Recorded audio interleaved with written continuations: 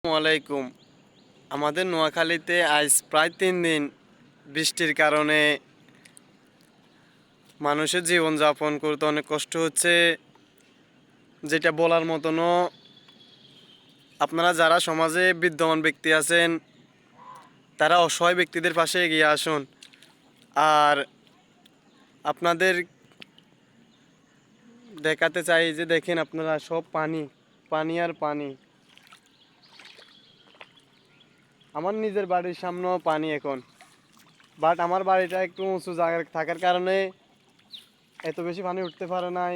এমনিতেই নোয়াখালী, সুবর্ণাচর, হাতিয়া আর ফেনী, কুমিল্লা এগুলোতে পানি আর পানি।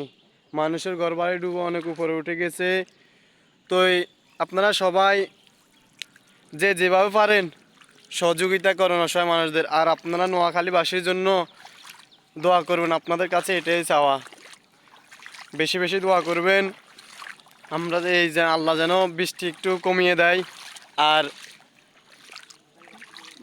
নোয়াখালীবাসীর জন্য সবাই দোয়া করবেন।